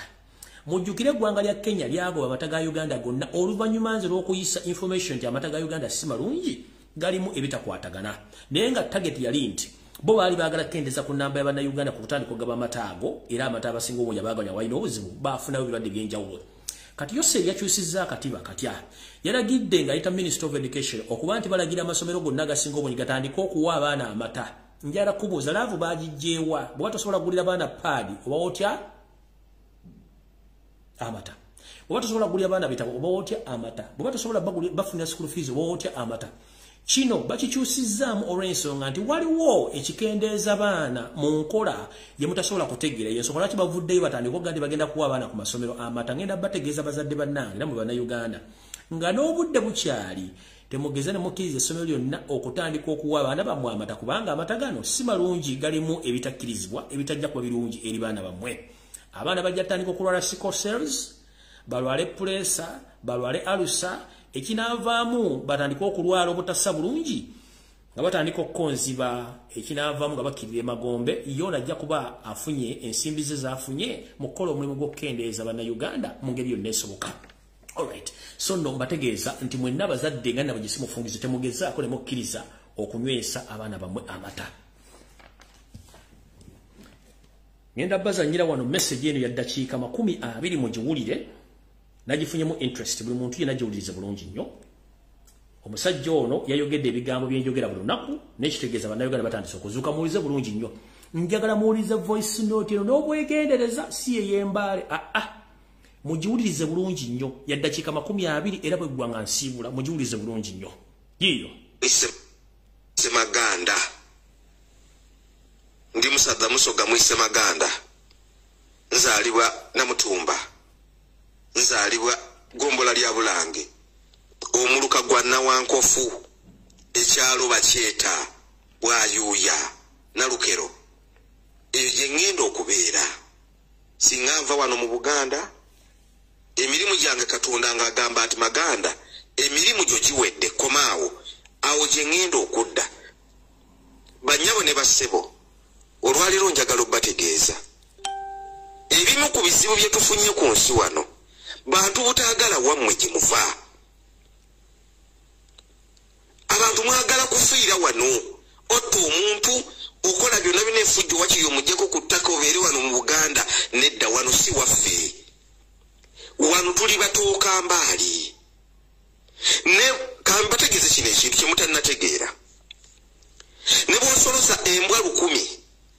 n'oziyingiza n'ozisibira mu kiraalo tezifuuka nte era zisigala baziyita ddooga okitegeera esigala ddooga nga bwe twaziyitanga mu BP oba nasale oba P1 n'olw'ensonga eyo abantu mwagale nnyo gye muva kubanga era muli kibeere mukkirize nti at some point n'okuddayo ewaffe yeeri sife twabagamba muve mu mayiro 14 oba 5 oba 6 eyo yeewammwe mulekere okutulugunya wano abantu olw'okuba mwagala okwefuula abaawano wano si waffe mulekere bino ebyekisiru omutwagala kati kugula helikopita simanyi nnyonyi etwalenga maama alambule nti maama wammwe mumusitule mumuzzeeyo eri yeewammwe muddeeyo mukoze ebikolobero 13 ku bantu wano olw'okuba mwagala okubba amataka g'abantu lwaki temwagala wammwe ani yabagobayo mwakolayo ki tugende tubawolereze muddeeyo babasonyiwe mwakolayo ki mwina okwagala ewammwe eri ewammwe n'olaba omuntu yamala obudde n'asoma n'ayogera ekyobusiru abantu bewaabwe bali bubi bakyasula bubi balya bubi balwadde kitaawo afudde n'alowooza ku kintu kyakugula helikopita simanyi kugula nyonyi etwalenga maama kuva wano agende alambule nti laba obwongo obwo tulina obuzibu ebimu ku bizibu Uganda byeyina kati saawa eno ebimu ebizibu bye tuyina bantu abajja mu buyinza okuba nti akaseera kaabwe katuusako okuva mu buyinza naye tebaagala kuva mu buyinza babukwase bantu balala baagala kukwasa baana baabwe nkiddamu ebimu ku bizibu bye tuyina kati Uganda saawa eno byeyina bantu kuba nti abafuze ensi eno okumala emyaka 10 gigenda kuwera 4 obudde bwatuuka ddogo okuva mu buyinza naye batya olwebi eneeyisa gye beeyisizaamu eri bannayuganda okukwasa obuyinza omuntu omulala atali omukubbo. Instead kye bakolera kati munnayuganda oba afaafe naye ng'obuyinza busigadde mu mikono gy'abaana baabwe. Naye kati labayo obwongo bw'abaana be balwanirira babeere nga batutwala mu maaso. Obwongo bw'abaana be bafiiririra. Abamu abaana b'abantu bano tetunnabategeera bwongo bwabwe lwakubanga tebannatuuka kwogera. Omuntu okumutegeera obwongo omulindanga mukadde ng'asanyuse nnyo obanga munakuwavu nnyo w'otegeerera gasi ali mu bwongo obwo. N'olw'ensonga eyo abamu ku bo be balwanira batufuge tetunnabategeera bwongo bwange. Endowooza zaabwe nti za nte. Endowooza zaabwe balowooza ku nte. Tetunnabategeera olw'okubanga tebannatuuka mbeera bwe tetunnafuna mukisa kuba nti bafaayo okwogera. Obwo bwe bwongo bwe baagala bannayuganda. Buli omu afiiririra muntu abeere ng'akola ki? Mwana we ng'adda mu buyinza olw'okubanga nature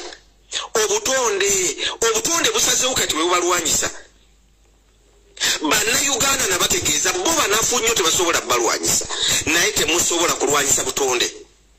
Mu butonde olina okukaddiwa n'ofa. Mutandise okukwata abantu amawulire nga wulira.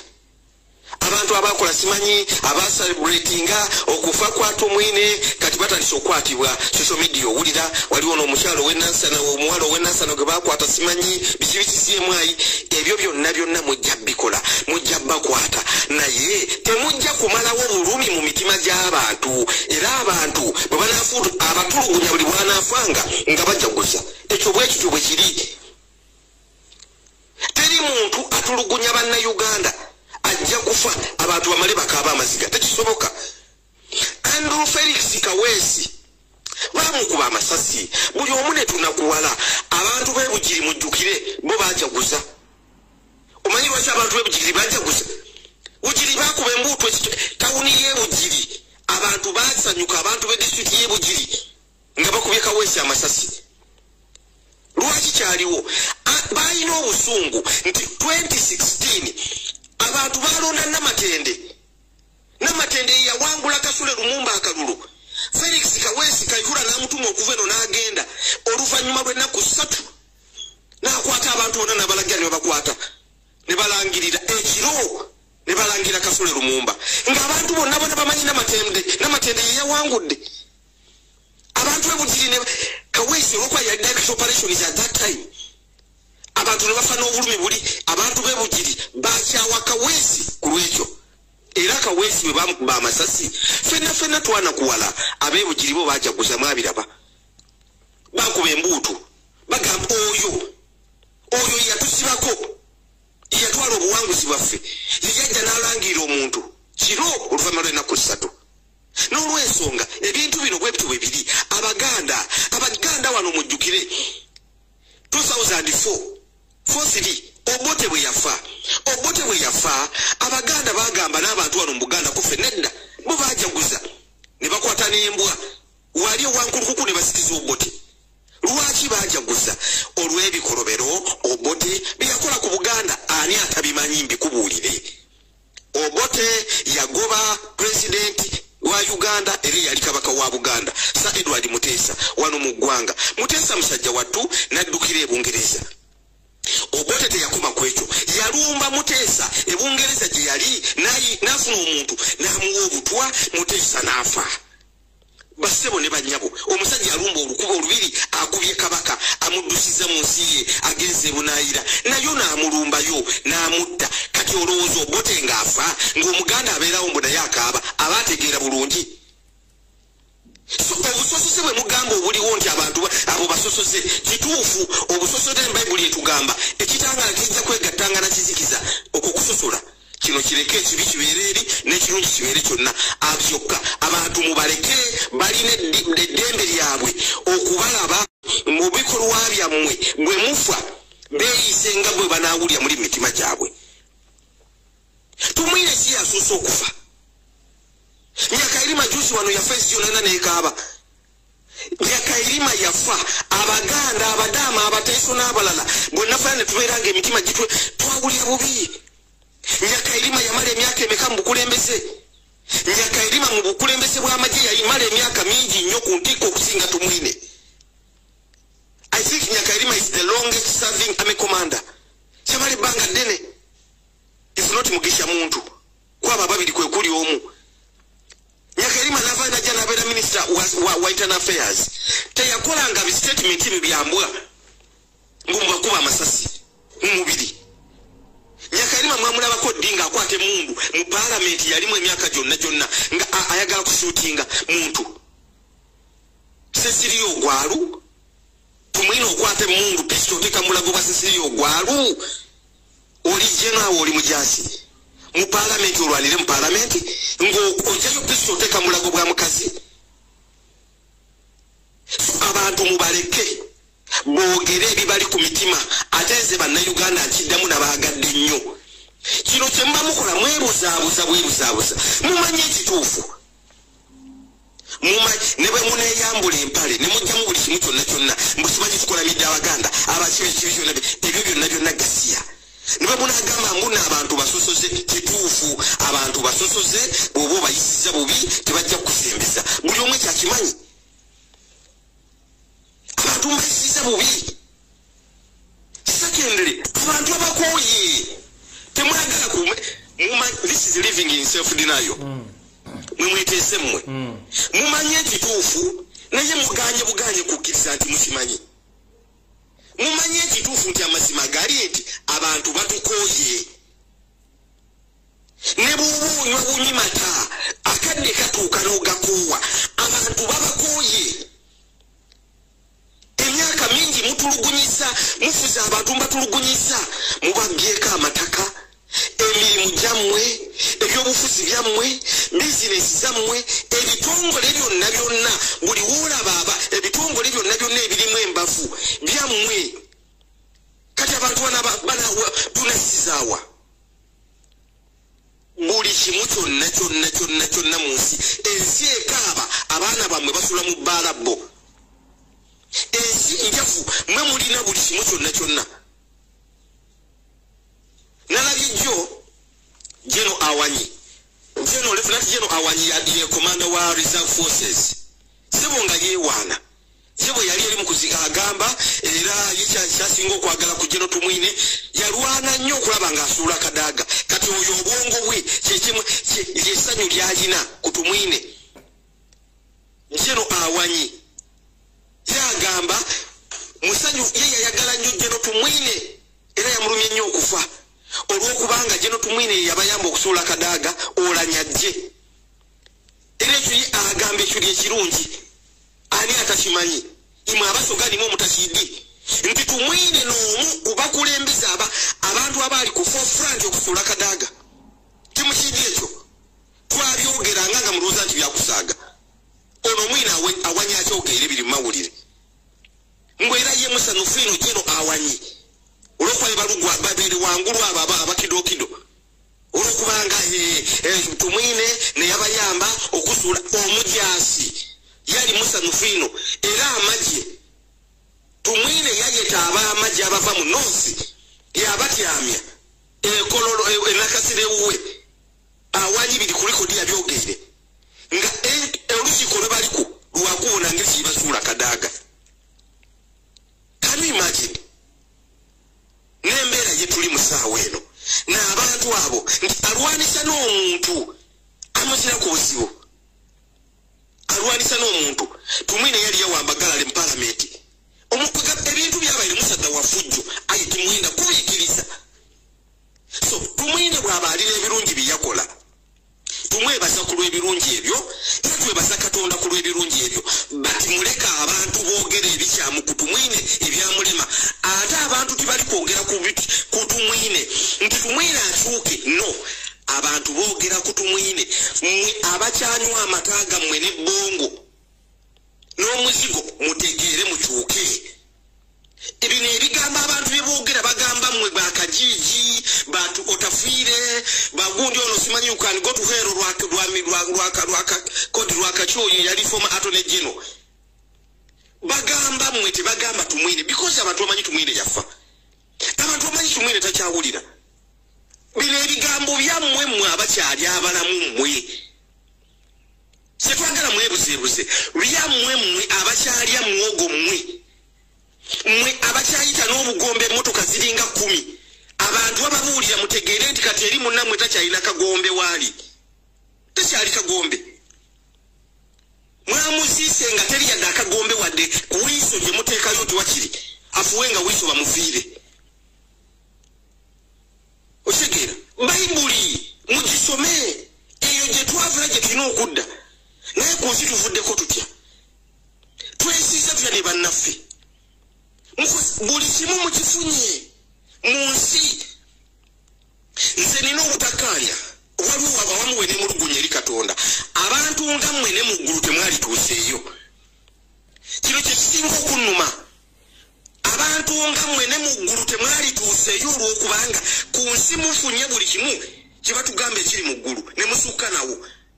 batugamba mu ggulu omubisi gw'enjuki gye guli guba gukulukuta bwe guti ani atasobola ku mmwe kukola swimming pool ya mubisi gwa njuki ne mwewugangamu buli kimu mukifunye wansi w'enjuba okusinga ne batugamba mu ggulu mwene mu ggulu temwaligenzeyo mu heaven kise mwagalayo kye mutafunye wano wansi wa njuba naye musaasire abantu be mufugidde mu bugubi nze kyova yabaŋŋamba abantu ng'abo bwe bafa nze sirumwa nnumwa nnyo kubanga ku nsi alidde buli kimu kye bagamba mu ggulu akifunye n'ebisukkawo kubanga mu ggulu temuli helikopita kugenda kulambuula nte mu ggulu teriyo towulyako nti awo Yesu n'alinnya helikopita n'agenda n'alambuula ente ezeekazo tebiriyo ebyo byonna bira mu bifunye wano naye ennaku yange enkwatiranye abantu ababonaabona wano mu Uganda be mufuze emyaka 10 kigenda kuwera 4 nga tebasobola kufuna kakulya basula ku bunkeeke abaana baabwe basula basinda nga agula bwakapanado okuwa omwana tempurikyeke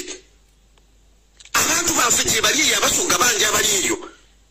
abakazi n'abasajja abalina ebirwadde eby'amaanyi nga kyasobola okukola kirisimbi aniya bibanyiga bino ebisimba bya nabaana alsa pressure byonna buli kimu bibanyiga eyo kyasobola okukola kiri kimu agula bwa panado za siringi 3 musawo mpaayo ku panado ekimbi kyange kiyiniga ekyo kyokka panado n'agenda n'amira abo be bantu abaali badde babeera mu ggulu naye si mmwe ekyo kinnuma nnyo abantu mmwe era Katonda kinnuma nnyo abantu nga mmwe okugenda mu ggulu simanyi ekyo eggulu lyali badde ly'abantu bano ababoneebonedde ku nsi mu mikono gyammwe nga mulina bye musobola okukola abantu bano obulamu bubeere bulungi naye mmwe temufuddeeyo mulemera ku bantu era mwagala n'eggulu muligendemu era mwagala bwe mufa abantu bonna buli omu akaabe ewa akaaba ki tunakuwala ki taata wange yafa ku myaka 39 tumwine yafiiridde ku myaka emeka nga bwe yali mu lutalo tumwine ng'alwana ne taata wange bwe yaliyo tumwine ku baana be teri yadde omu gwe baakuba essasi nze amasasi lwe batta kitange gankuba kati mutuyimirizaako tumwine yaani ffe tuwulya bulungi okubanga batata baffe tulaba amalala ate ne tuwonabona mu nsi muno nga mwali nabo mumanyi bwe mpulira enkovu z'amasasi lwe sijjamu ne zinsiiwa mumanyi obusungu bwe mpulira nga naye amasasi agankuba abantu babonaabona kitange yafiira yasigalayo ng'abasiru abajja ne batwala obuyinza bali wano batulugunya abantu nga mutubuulya mutumwine yafudde hosi tumwine ffe batata baffe tebaafa kubanga ali walina mutumba yaddayo mubuze kapitani Abe Mukwaya yakulira okusiika nga yakyali DA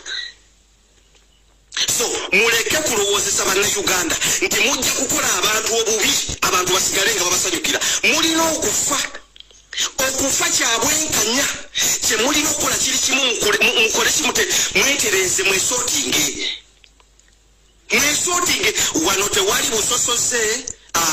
waliwo bwenkanya abantu balina okubasosola nange nzikiriza mu kusosola eri oyo omuntu omukyamu bayibuli ekigamba bayibuli ekikiriza ekyo ekitangaala tewali kadde wadde bayibuli wekkiriza kyegatte nakisikiza nedda ssebo buli omu abeere ku sayidi ye mwesootinge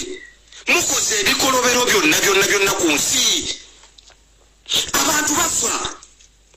abaana bamwe basula mu zibbala banywa bakola kibuli kimu kyonna kyonna abaana bamwe batuuse kwagala kugula helikopita okujja okulambula ente abantu bali bubi nojja noyogera ekyobusiru ng'ekyo mwagala nsi yaffe kugissa mu bwongo bw'abaana bammwe Uganda ebisibu byeriko kati mulwanira kintu kimu Uganda esigala emikono gy'abaana bammwe naye nabo obwongo bw'abaana bammwe bulowooza kugula nnyonyi kugenda kulambula nti bwe mwagala Bannayuganda babeere nti bwe babatwala mu maaso buli mu bangi nkyogera bwe tutannategeera ndowooza zaabwe lwokuba tebannaba kwogera naye nga bw'abala n'ayasama n'ayogera obwongo mulimu buugi naye be mwagala batutwale mu maaso bwe mwagala batwale mu maaso Abaganda basosoze kituufu Abaganda nkubuulidde lwaki basosoze n'enkubo ya Nyakairima tebamusosolangako ensi yonna yakaaba Nyakairima ng'afudde twakaaba Nyakairima abantu baalumwa Nyakairima ne batuuka n'okugamba nkirowooza kirabika Pulezidenti Museveni yeyamusse n'ogamba balabe ate Museveni ataasha Nyakairima ekyo kiraga the love they had abantu babaagala mukkirize Bannayuganda babaagala naye mwesootinge bwesootiizi mulekere okukola ebikolobero ku Bannayuganda mubba amataka g'abantu olw'okuba mwine emmundu mwina ssente emirimu gyonna mwagitwala kati ennaku zino mu Uganda awali omuntu atava mu Western atali mu Nyankole wabeerawo director omusoka ate okubeera waddamu ava mu Western Uganda nga yamulika emabega nga Kijingi yeddepute we ate n'omunnanga aba w'amaanyi okusinga ono amukulembera genda mu bitongole bya poliisi genda mu bitongole byonna mulimu abalimu kati nga be bakatonda abeera depute naye ate nga ye w'amaanyi ennyo anti bali mu kintu kyabwe kikiri mutakoze bizinesi zonna mufunye ssente obuyinza mu byobufuzi mwe mulimu musimbye buli kimu kyonna mukikoze lwaki temusiima lwaki mwagala abaana bamwe bakabenga amaziga ga mirundi ebiri nga bamu tukuba mbuutu ate no mbabuulira Katonda yabatandiseeko kati ye mwennyini Katonda yakitegeera nti Bannayuganda bo tebabasobola n'abateeka Bannayuganda bawanika emikono ne muggwa kati mu mikono gya Katonda kati yatandise mwennyini obakola kyo kubatereeza mubadde mwetwalanga bannannyini nsi ensi ya Mukama ensi na buli kimu kyonna kirimu kya Katonda si kyammwe ate mukyali kukituuza Bannayuganda bagenda kukuba embuutu n'engalabe Kampala Road paka Jinja mwebuuze gye kivudde mutereere bano bakyali bino bituuza abantu kati abantu bakooye muleme kwebuzaabuza abantu babakooye bukooyi ne mwandibadde mukooye emyaka mingi lwaki mutulemerako batata baffe nga baafa basigalayo mu nsiko mwebakire mwagala kuvaawo abaana bammwe batuuse kujooga nsi kusoona sente kugula helikopita mugende mulambule ente yerefe olowooza omuntu ategeera asobolya bulungi ekyomusoga gwe muliko ewaffe ebusoga nga kati n'ekisenyi kye tubadde tulimamu omuceere emyaka gyonna bwetatuzaalibwa mubajjamu mwagala kikolanga lwera olwakola bwe muti nga muguzaayo kakande n'Abacyayina balimayo omuceere kati n'ewaffe mugenzeeyo mugoba abantu mu bisenyi mwetukuza emyaka n'ebisiibo mwe tulimu omuceere era diiru eriwo yakuleeta Abacyayina nga bwe mwakola mu lwera temwagala okukola ewaffe mutulugunyisa buli omu tulina wano baminisita babadde babuloka b'amataka nga Kibuule emukono abantu babonyebonye mataka naye temukkuta tumukunde yagenda ebbaale ekayunga ettaka lyonna public land n'agezza mwesi muli kitwala wa tumukunde bagenda muziika mu ttaka buneneki munnamwe bamuziise mu yiika 2 mujja bireka byonna mujja bireka muddeyo eri nga munnamwe bwe yagenze n'olw'ensonga eyo bino bannaddiini baali babibagamba naye baddaddiini ba wano bannanfuusi Pulezidenti Museveni yamala okutegeera obunafu bw'abannaddiini bwa bano nga beetaaga ssente buli kampeyini bwe zibeerawo n'abayita n'abawa ssente juuzi wano bwe baamala okuba abantu amasasi bannaddiini bonna ab'abalokole bonna bagenda buli omu yavuga emmotoka n'agenda Soroti bwe yatuuka Soroti babalinyisa ennyonyi buli omu emmotoka ne zikomaawo ne bagenda eggulu ne basinkana president buli omu bamuwa milioni 10 ekya ssente personal assistant we milioni 5 abasigala wano wa Soroti driver abukadde bubiri ani atakimanyi ekyo abasumba bonna ab'amaanyi mu Kampala nga bafuna ezo ssente wawulyako nga abasumba boogera bubi okuba amasasi okujjako ono Bishop Kyazze owa Omega Healing Center ku Entebbe Road otegeera era olwalaba Bobi Wine ng'agenze ku Omega Healing Center bano bonna bakina Kiganda bani bonna ani atagenda kuba abasumba bamwe abanene ani atali corrupt abasajja bamwe n'abakazi bonna bwe mwitambu b'amaanyi bonna omulyo okuge abo zenkwe zigenda okwokya ataffe abantu abalala enkwe zigenda Katonda zagenda okukumirako nga buno obuti bwe batuguza mu Kampala okuma sigiri abasumba abasinga abo bwe mutwala mu b'amaanyi mu Kampala bwe buti buli obukuma esigiri Katonda bwagenda okukozesa mu Geyeena kubanga bakoze ebikolobero bingi bekkiriranya n'abantu abanyigiriza abalala bagaana okwogera ekituufu ekisaanidde abasumba abo Kayanja Diru yavaayo n'ayogera ku by'okuba abantu amasasi n'agamba this is not right kubanga kanisa ya Kayanja yesinga okusabiramu abantu abasinga ab'amaanyi wano mu ggwanga Kayanja yavaayo kodi bano bakina Kayiwa bano bano Bujingo bano bakagwa ne bano Kasenyonga bano ba Kiganda bonna baserwa dda bavaayo ddi ne bakivumirira ne bagamba this is not right bavaayo ddi abo bonna bakozi ba ssente ze mbakoleddemu I know them nalimbaddewo ko President Museveni n'aleeta ssente 3 December 2015 n'azikwata Baasa Bishop Kiganda nga tuli na Kivubo. Can he wake up and talk bad about the president now? Ebirungi bigwa byokya naye laka tukamuke ngendo bagamba drone yange yakangambe neka ntambuzo omutwe kati okumanyira n'okujoga kususse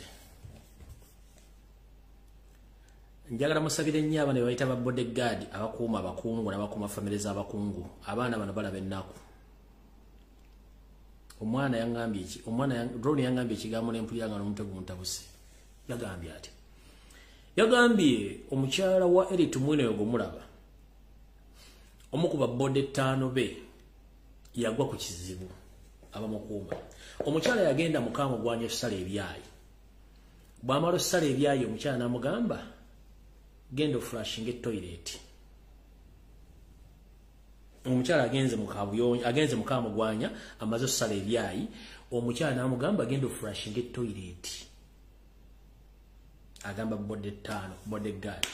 unakomye okutera ningaba n'abasajja akamanyiro kalabika bavudde mu kaomenta de kati bamanyira umanyizi ogamba otyo musirikale asavinga government yakukuuma gomaze okusala ebyayi agenda flashing toilet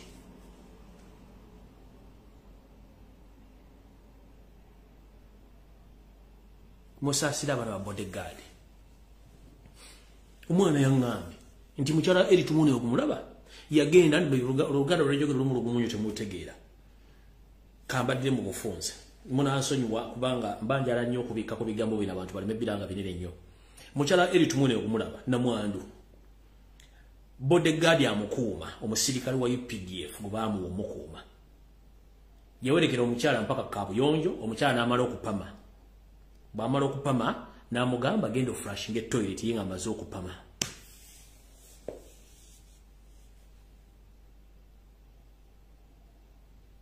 Lozalabu yako chimukuga nti jango nsangule bana abantu bajoga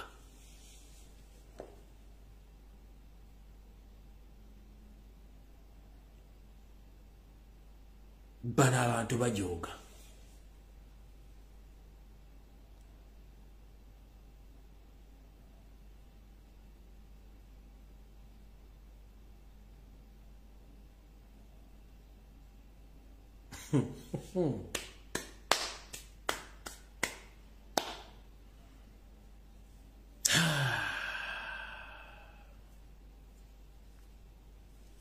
Mukama taata olyokanga n'otuyamba n'oteeka obudde bw'emisana n'obw'ekiro ntubulabako. Otherwise enensi erimu ebikulekule erimu ebinene. Naye nga nfundikira waliwo ka video akatambudde ku social media akatambudde ku WhatsApp wonna akomwana mulenzi nze sijja kapostinga kwa page yange bagizoganya nnyo kati sobola okuteekako ne page bagitwala nga kalagula abazadde eri okutwala abaana mu masomero ebikolwa ebikolebwako mu masomero agamu. Nze kibagamba ekigambo kino nti waliwo ebikolwa mu masomero abaana bammwe yensonga lwaki mulamuze ogw'abaana abalenzi abeefudde abakazi mungi nnyo n'abaana ab'obuwala abeefudde abasajja n'abakazi mungi nnyo. Ebintu bino bitambula mpola ku speed naye mwegendereze nnyo abazadde abakyayagala abaana bammwe ebintu bingi bitambula. So nze sijja kapostinga naye katambule ku social media katambula ne mu WhatsApp groups omuvubuka ne simanyi nti omwana oyo yakoze video eyo anaasobola okuwangaalawo kuba ekintu kino kinene kirimu abantu bangi ne state house ekirimu n'abakirimu banene naye nga ebintu ebyo for real gye biri abite bitambula. So mambi mwegendereze nnyo mwenna nga nfundikira njagala buli omu ng'agenda okunzika olubaalo bw'engalabye oteeke essala ku Ssaabasajja Kabaka Mukama mukingirize kubanga embeera sinnungi nga mukimanyi naye nga nzijjawo gali amawulire gasoose nti yaseeredde oba yakisiza omukono mu ngalo no waali naye nga yeetaaga essala zaffe ekiraba kize kyonna tujja kuba tukibategeeza naye mwegendereze nnyo ebintu ebikolebwa emmengo diversion ezitambula ku mawulire na biki batambuza buli kimu ojja kumukwasaganya information bulungi nnyo. Abazadde mmwe mbategeezezza abaana bwe bagenda okuwa amasomero ku masomero bagenda okuwa amata mwegendereze nnyo amata go si malungi nnyo. Waliwo ekikendeeza nnamba y'abaana kye bapulaninga okukola ng'abawa amata ago mwegendereze nnyo. Ebisigadde birimu okumwe ng'abantu okubotegereza n'okubeera n'obwongo bwe mubukola. Otherwise Mukama bankumi atakumira mpeera olwaliro akusatu kutandikira probably ku lwa Sunday if I'm not mistaken wenabanga n'amaanyi kubanga ennaku zino nina ebintu by'essala kujja kukola ku media kuno nga bijja kumpangulula olw'ensonga eri ebintu byolaba ne bikujjako waya naye nga tulaba Uganda abasinga obungi ababikola olowooza bategeera naye nga obwongo tebalina. So Mukama bankumi atakumira mpeera mbaagala nnyo mwebale kubeerako. Atasobodde funa video eno please genda ku mukutu gwange wa YouTube ojja kuteekako erinnya Lumbuye Fred ojja gifuna.